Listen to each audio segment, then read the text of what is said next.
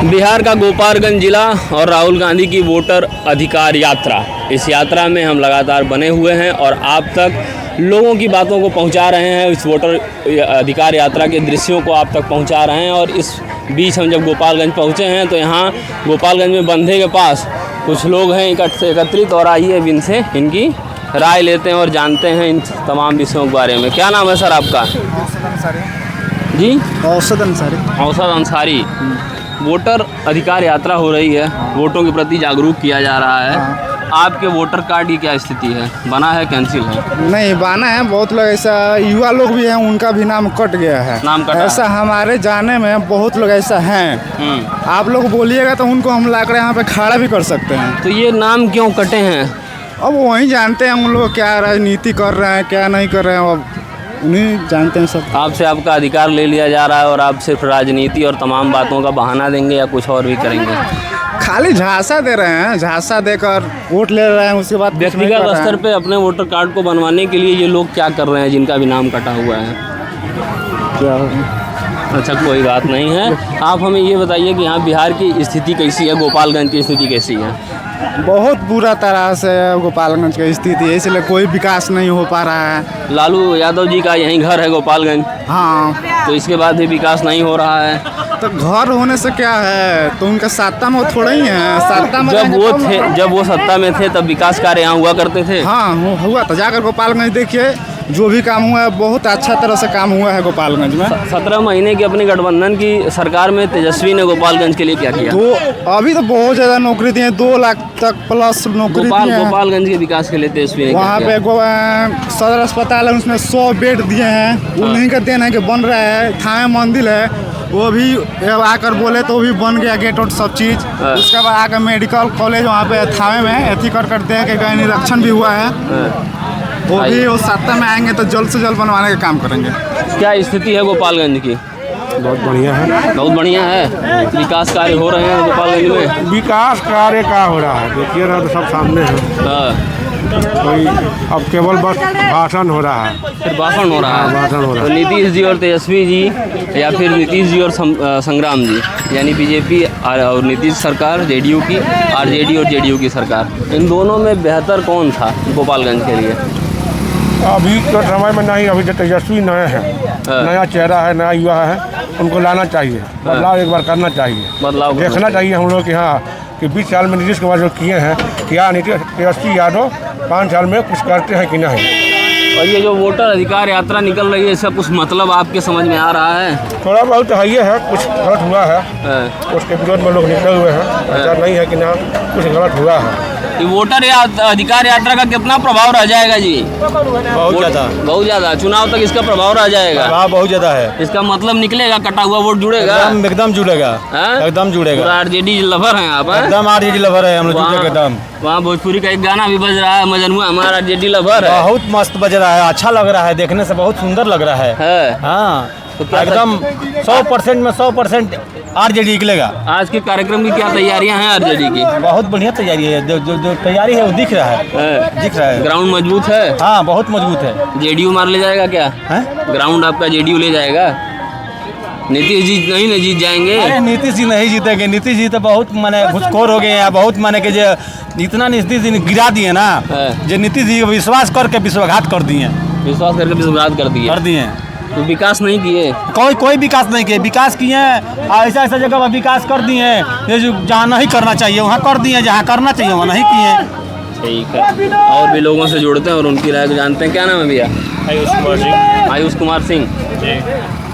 क्या लग रहा है किसकी सरकार बन जाएगी? यहाँ से तो आरजेडी की या कांग्रेस की बननी चाहिए। उसके बाद सरकार के तो कहीं नहीं जा सकती है, नाप तोल के देखा जाए तो लगभग बराबर की मुकाबला चले, लेकिन हमारे ख्याल से आरजेडी की सरकार बनाना चाहिए। क्योंकि नीतीश जी को देखा जाए तो जब पहली बार आए तो शुरुआती दिनों में काम इन्होंने किया था, लेकिन अब बिहार को एक नया चेहरा चाहिए। घिसी पीटी हो चुकी है नीतीश की सरकार। इसमें मेनली क्या है कि जो ब्यूरोक्रेट है ना, उनका अविराज चल रहा है, पेपर वर्क बहुत ज़्यादा हो रहा है, ग्राउंड स्तर पर काम नहीं रहे, मेनली समस्या ही है। और एक बार आरजेडी की सरकार ला देने से तेजस्वी मुख्यमंत्री जो ब्यूरोक्रेट का कनेक्शन बना हुआ है लोगों के पास, वो चीज़ें खत्म हो जाएगी।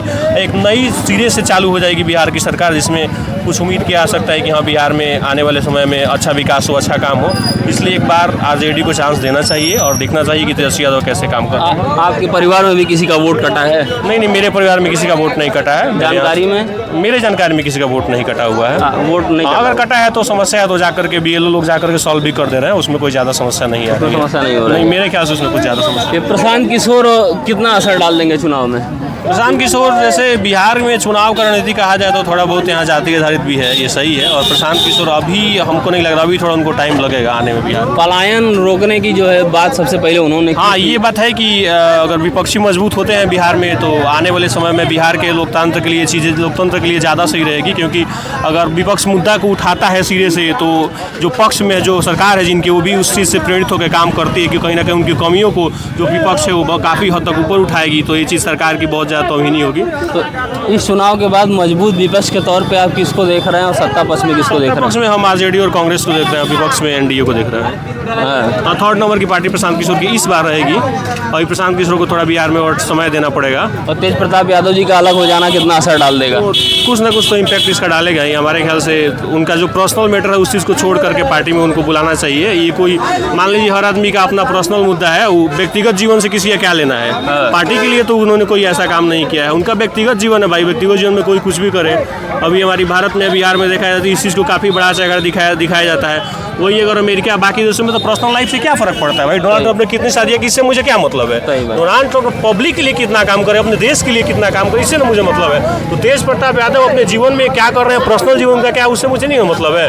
तेज प्रताप जनता के लिए क्या कर रहे हैं, बिहार के लिए क्या कर रहे हैं, वो चीज़ मैटर करती है। जातिगत राजनीति का कितना असर है बिहार में? और पहले से तो बहुत कम हो गया, बहुत नगण्य देखने को मिल रही है। थोड़ा बहुत और जैसे जैसे बिहार शिक्षा की ओर अग्रसर होगा वैसे वैसे ये चीज़ें खत्म हो जाएगी आने वाले समय में। तो शिक्षा की ओर अग्रसर होता हुआ बिहार फिलहाल यहाँ शिक्षा का क्या हाल है? अभी तो शिक्षा के हाल शुरू दिनों में तो ठीक रही, अभी तो लड़ची स्थिति है। अभी तो शिक्षा की स्थिति वैसा ठीक नहीं है जैसा होना चाहिए। अभी बहुत सारी कमियां हैं, कहीं स्कूल में बहुत बिल्डिंग की कमी है, तो कहीं शिक्षक हैं तो क्वालिटी वाले नहीं है, कहीं पढ़ा नहीं रहे हैं। अभी बहुत सारे ऐसी भी देखने को मिलती है जैसे जिसमें अटेंडेंस मोबाइल से बनाया जा रहा है लेकिन वो लोग दूसरा मोबाइल रख के बनवा दे रहे हैं। तो ये सब चीज़ों को देखना पड़ेगा। वही आपसे बताया नहीं कि ब्यूरोक्रेट में बहुत ज़्यादा NDA के लोगों की पकड़ बनी हुई है। तो ब्यूरोक्रेट में पकड़ में तो कहीं ना कहीं पैरवी करके कहीं करके बचा लेते हैं अपने लोगों को। तो एक बार ये चीज़ें अगर नई सिरे से सरकार आती है तो टूट जाएगी, फिर इस सरकार आने वाले समय में शिक्षा की व्यवस्था अच्छा हो जाएगी। चलिए धन्यवाद। यहाँ हमारे पास जो है कि कुछ अन्य लोग भी हैं जुड़े हुए। चुन्नू सिंह कांग्रेस नेता, कहाँ जा रहे हैं सर? ऑफिस बात करने आए हैं? ऑफिस बात, अच्छा बिल्कुल बिल्कुल। चाचा जी, क्या स्थिति है गोपालगंज की? बहुत अच्छा। बाढ़ पीड़ित इलाका है। बाढ़ तो आपकी राइबे न कोई। हाँ, अब की बार बाढ़ नहीं आई। चाचा आइए, एकदम बुनियादी समस्या में बात करेंगे, राजनीति से थोड़ा सा हटके। ये जरा बताइए कि आपका गोपालगंज बाढ़ पीड़ित एरिया है, वो यहाँ बाढ़ के प्रबंधन के लिए क्या व्यवस्था की जाती है? बहुत व्यवस्था है, कहाँ कौन व्यवस्था बा? कोई व्यवस्था नहीं है।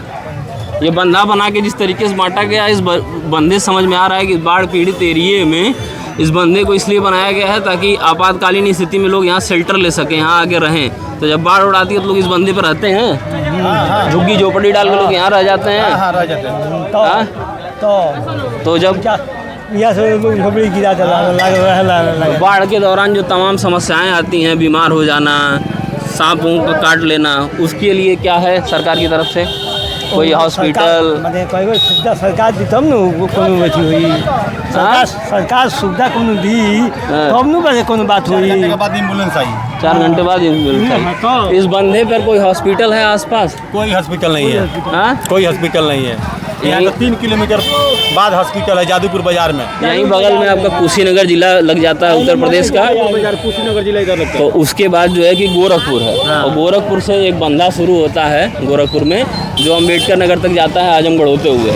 उस बंधे पर इसी तरीके का बंधा बनाया गया है। सरयू नदी में जब बाढ़ आती है तो वहाँ लोगों के शेल्टर लेने के लिए उस बंधे पर जो है कि एक धर्मशाला टाइप की चीज़ बनाई गई है, आसपास हॉस्पिटल बनाए गए हैं। तो यहाँ उस तरीके का कुछ नहीं है। यहाँ पर जल के वहाँ पुल बना हुआ है, वहाँ से मंगलपुर के पास से लेकर के आजादीपुर तक देख लिए कोई हॉस्पिटल है? हाँ, सरकार कोई हॉस्पिटल दी है? तो ये क्षेत्र के नेता लोग होते हैं, जब ये आते हैं तो आप इनसे इस तरीके की बुनियादी बातें नहीं करते हैं? कोई सब कुछ किया जाता है मगर कोई सुनने वाला नहीं है। अभी विधायक और सांसद किस पार्टी का है? RJD के। गमछा बांध के घूम रहे हैं, बात नहीं रख पा रहे हैं। आरजेडी के है तो हम रोकते हैं, हमारा सरकार अभी नहीं ना है, जब हमारा सरकार होगा। आरजेडी का विधायक यहाँ पे नहीं है। सांसद किसका है? सांसद जदयू है, जदयू है। कुमार सुमन है। विधायक किसका है? विधायक गोपालगंज से सदर से सुभाष सिंह की औरत है। सुबह, अरे तो पार्टी कौन सी है? वो भाजपा है। भाजपा है। तो जब ये लोग क्षेत्र में आते हैं तो आप बात नहीं रखते हैं? आते नहीं है क्षेत्र में, आते नहीं है। अभी कल ही आए थे 1 घंटा के लिए, हाँ। कुछ किसी से बात नहीं किए, चले गए। तो अब की बार जब आएंगे तो ये बात रखेंगे कि 5 साल में एक बार आओगे तो वोट नहीं मिलेगा? वो लोग झूठा झांसा देकर वोट ले लेते हैं, उसके बाद कोई पूछने नहीं तो आता। ये बात कभी आप रखते हैं कि 5 साल में एक बार शक्ल दिखाते अरे हो? कितने बार हम लोग रखे हैं, है। मगर उन लोग का कोई सुनवाई नहीं पड़ता है। जहाँ मोट गर्दन है ना, वहाँ भी सड़ते हैं। ये गरीब लोग का कुछ नहीं पूछते हैं, ये गरीब क्या चीज़ होते हैं, उन लोग का मतलब नहीं है गरीब क्या चीज़ होते हैं। गरीब को कीड़ा मकोड़ा समझते हैं वो लोग। जो खाली वो जो है और जो मोटा है, जो माल वाला है, उसी के पास सड़ते हैं। नोट दो वोट लो की क्या स्थिति? हाँ, नोट दो वोट दो।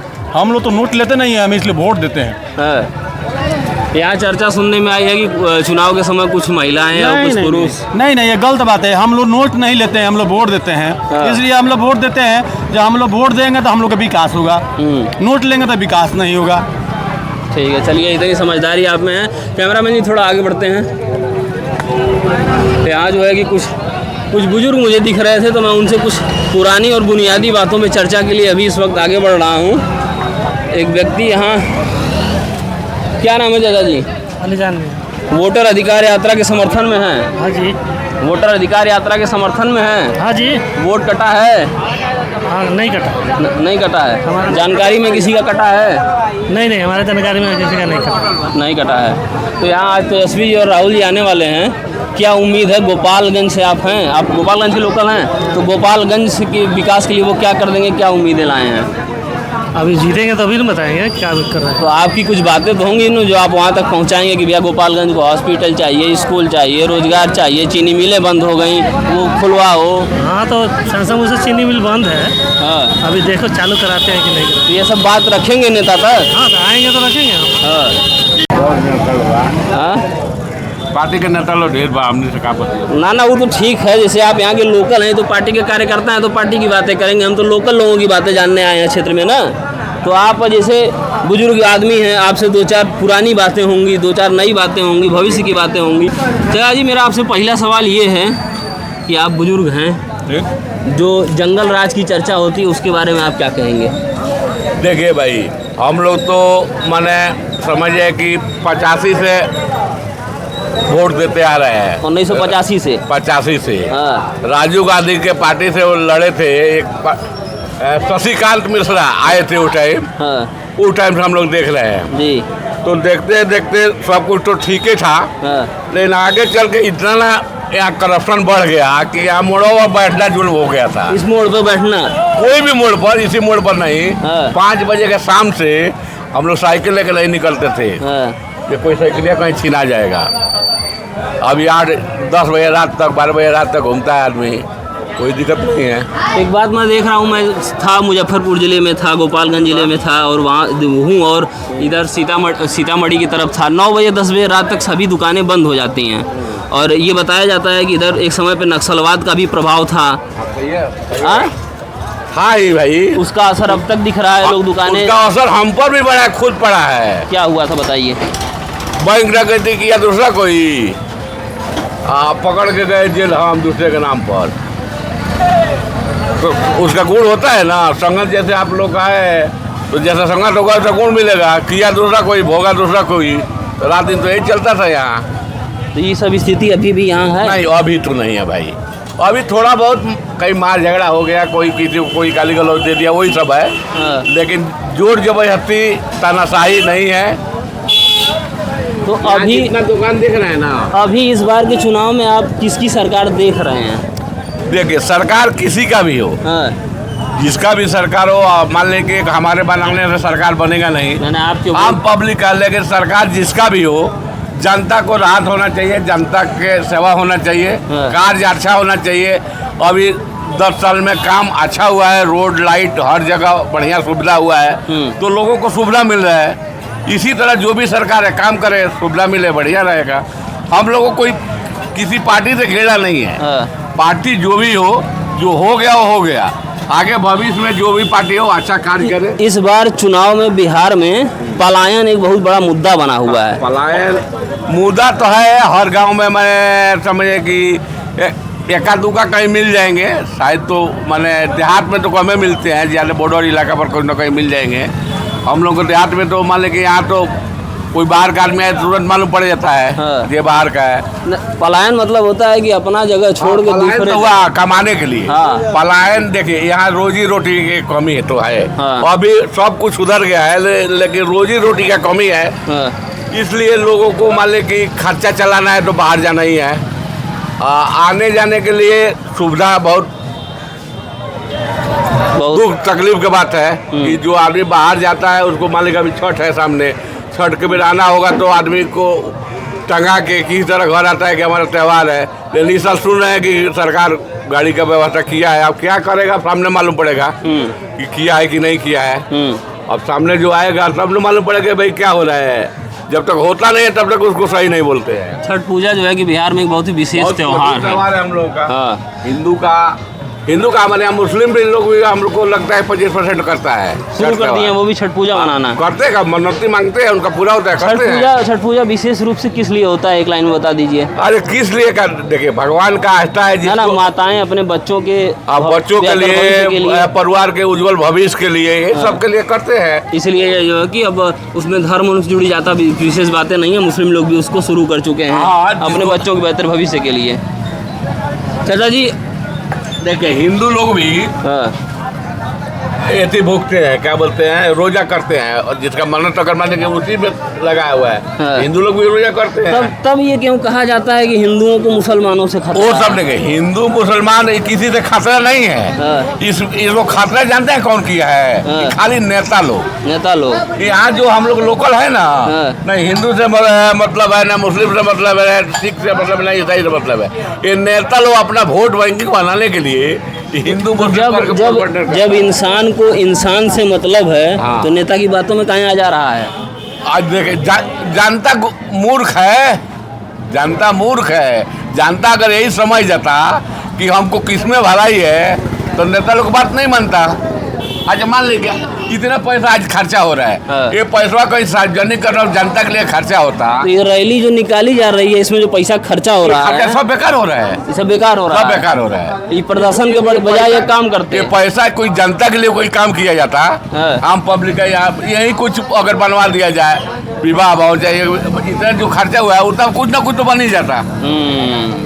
समझदारी वाली बात है चाचा, समझदारी वाली बात होता जी। तो उसमें कोई नहीं जाएगा। अगर यहाँ अगर कोई कार्य किया जाएगा उसमें 5 आदमी को बुलाया अच्छा काम के लिए ना तो नहीं आएगा। अगर बोल दिया जाए कि चलिए वहाँ राशन मिल रहा है तो सब लोग अपना 500 रुपये कमाई छोड़कर राशन के लिए चला जाएगा। तो ये समझ के चीज रहता तो लोग जाता कि हम 500 कमाएंगे तब खरीद निकाल लेंगे। 5 किलो के चक्कर में ना जाए, 500 के चक्कर में जाए, रोजगार के पीछे पड़े, छोटे छोटे लालचों के चक्कर में नहीं। का कमी तो है इसलिए लोग बाहर जाता है। कुछ जनता का अभी न समझ है, धीरे धीरे होगा, धीरे धीरे बिहार में भी बदलाव आएगा। हाँ, धीरे धीरे बिहार में भी बदलाव आएगा। और अब हम धीरे धीरे इसी यात्रा की तरफ चलते हैं जिसके बारे में चाचा ने कहा है कि ये सब जो प्रदर्शन है, ये प्रदर्शन न होता, काम होता तो ज़्यादा बेहतर होता। क्या नाम हुआ जी? मेरा नाम छोटे लाल यादव है सर। छोटे लाल यादव। तो यहाँ जो है कि क्या स्थिति है विकास की? बहुत ये बीजेपी के सरकार में सर महंगाई से, भ्रष्ट कर्मचारियों से और बेरोजगारी से सर हम लोग तंग आ चुके हैं। हम लोग बीजेपी का सपोर्ट में नहीं है, अब पहले थे, अब आरजेडी के सपोर्ट में हम लोग है। माननीय नेता प्रतिपक्ष श्री तेजस्वी यादव जी का मैं तहे दिल से शुक्रिया करता हूँ। और बीजेपी वालों से तंग आने के बाद मैं दो कविताएं बोलना चाहता हूँ। कमल ऊंचा बोलिएगा जी। कमल कीचड़ में खिलता है, कीचड़ में ले जाएगा। कमल कीचड़ में खिलता है, कीचड़ में ले जाएगा। लालटेन घरों में उजाला करता है, तेजस्वी बिहार में उजाला लाएगा, बिहार में उजाला लाएगा। आज की रात चिरागों से सजा रखा है, खुशी इस बात की है कि शर्त बीजेपी से लगा रखा है, न जाने किस गली से आएंगे हमारे तेजस्वी, इसलिए हर रास्ते को लालटेनों से सजा रखा है, लालटेनों से सजा रखा है। लालटेनों से अपने रास्तों को सजा रखा है, बेहतरीन है, वो आपका समर्थन है। लेकिन जरा एक बात बताइए, लोग कहते हैं कि कीचड़ में कमल खिलता है, इसका उदाहरण एक पॉजिटिव वे में दिया जाता है और अपनी इस कविता की शुरुआत आपने जो पहली लाइन से की उसे आपने बड़ा निगेटिव आप ले गए। नहीं सर, तो उनके बेरोजगारी से हम लोग तंग आके ऐसी बातें बोल रहे हैं। हाँ। और तेजस्वी यादव जी से हम बोलना चाहते हैं कि हमने एक लेटर लिखा था लालू चाचा जी से मिलने के लिए, हम उनको अपना श्री कृष्ण समझ बैठे हैं। आज तक वो सर हमको कोई रिप्लाई नहीं दिए। खैर पहली बार लिखे थे, सेकंड बार फिर लिखेंगे और उनसे आग्रह करते हैं कि वो हमसे मिलाने तो की। लेटर आप किस रिगार्डिंग लिखे थे? जी, लेटर आप क्यों लिखे थे, क्यों मिलना चाहते थे, क्या मुद्दा था आपका? मुद्दा था कि तेजस्वी भैया को और आगे बढ़ाने के लिए हाँ। और उनको मुख्यमंत्री अच्छा, बनाने समर्थन के लिए हम लोग सपोर्ट कर रहे हैं और भी जनता सपोर्ट कर रही है, वो आगे बढ़े और बिहार को एक अच्छा दिशा निर्देश दे। पलायन की क्या स्थिति है? पलायन तो रुकना चाहिए सर। स्थिति क्या है? यहाँ गोपालगंज से कितने युवा पलायन कर जाते होंगे? पूरा बहुत सारा लोग तो बाहर ही रहता है। हाँ। इधर कोई ना इंडस्ट्रीज है, ना कल है, ना कारखाना है, तो मजदूरी में तो लोग यहाँ सब आसपास जाके कोई चीनी मिल है? जो शुगर फैक्ट्री था वो भी बीजेपी के सरकार में बंद हो गया सर। हाँ। हम लोग किसान है, खेती गन्ना बो के मिल में गिराते थे, वो भी पेमेंट आज तक नहीं हुआ। और तो पेमेंट तो दूर की बात है सर, शुगर फैक्ट्री भी बंद हो गया। अब हम लोग खेती भी नहीं कर पा रहे हैं। हम लोग को जीने की और कोई आश्रय और कुछ नहीं है। खेती से हम लोग किसान है जीते थे, तो शुगर फैक्ट्री भी बंद हो गया। और गोपालगंज दूर है, बहुत भीड़ का सामना करना पड़ता है और ज़्यादा किराया भाड़ा हो सर वहाँ जाने में लगता है। तो ये जो है कि गोपालगंज के एक लोकल व्यक्ति की समस्याएं और सिर्फ एक लोकल व्यक्ति की समस्याएं नहीं, इसी तरीके की समस्याएं यहाँ लोग झेल रहे हैं।